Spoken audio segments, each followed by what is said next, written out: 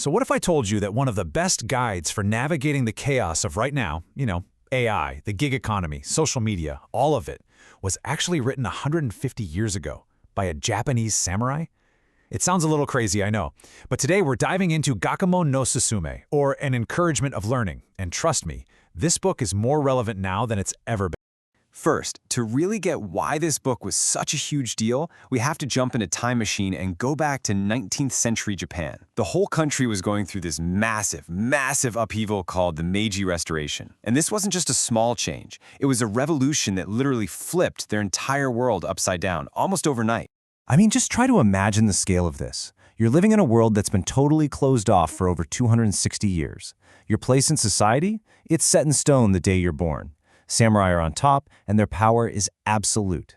Then, all of a sudden, these Western ships show up, the government collapses, and everything, and I mean everything you thought was true, just vanishes. The caste system? Gone. The samurai are told their swords and their way of life are basically obsolete. It was just complete and utter chaos. So this became the question for an entire nation. And it wasn't just some political debate, it was deeply personal. When all the old rules are gone, what do? How do you find your way?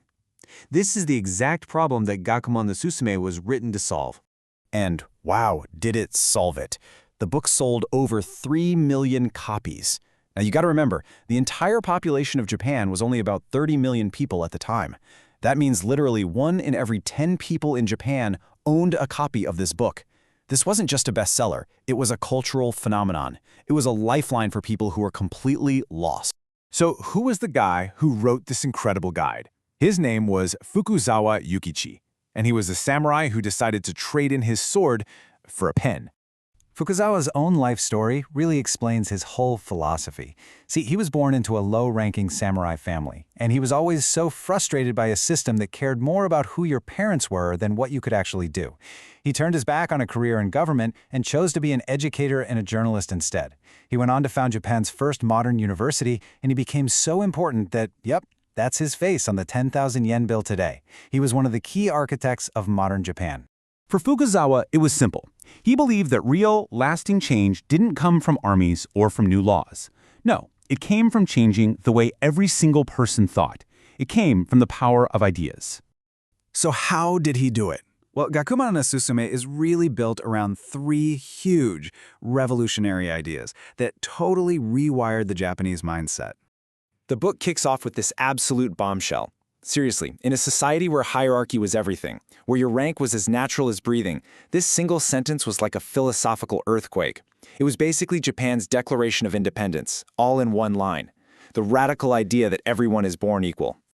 But here's where Fukuzawa gets really clever. He doesn't just leave it there. He drops this profound ideal, and then he immediately hits you with a challenge based on the world you see right in front of you. He basically asks, okay, if we're all born equal, then why isn't the world equal? Why are there rich people and poor people, wise and foolish?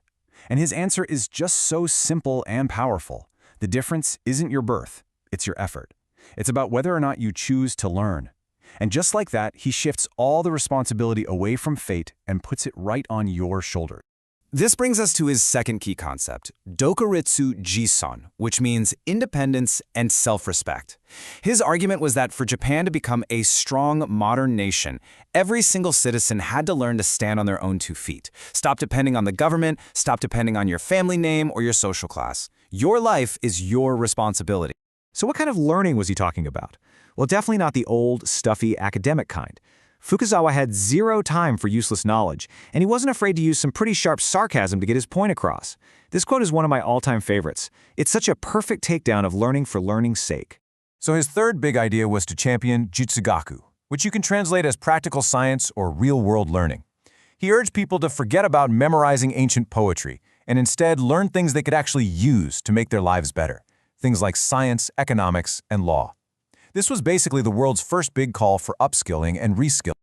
Okay, so this is all fascinating history, right? These ideas totally transformed Japan 150 years ago. But why should we care today? Well, because if you look closely, Fukuzawa's advice is like a perfect life hack for our own crazy, chaotic times. Let's start with his idea of spiritual independence. What is that really, if not the modern mindset of an entrepreneur or a freelancer? We live in an age where the whole idea of a job for life is basically ancient history. His call to rely on your own skills, to build your own path, that's more relevant now than ever before. And how about practical science?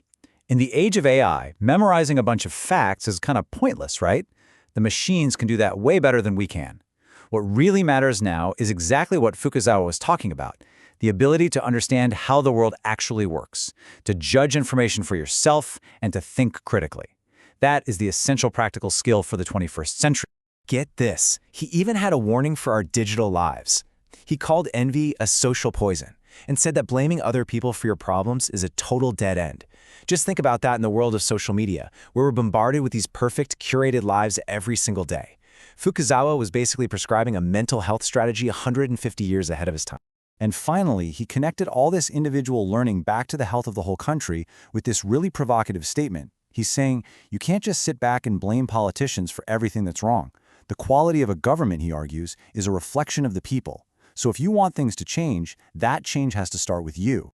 When you boil it all down, the message of Gakumon Susume is just so incredibly empowering and timeless. It's a complete rejection of fate. It says that your circumstances don't define you, that your potential is limitless, and the key to unlocking all of it is right there in your own hands. You can literally change your world starting this very moment, just by what you choose to learn.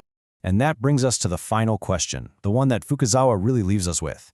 It's not about what you were taught in school or what your boss wants you to know.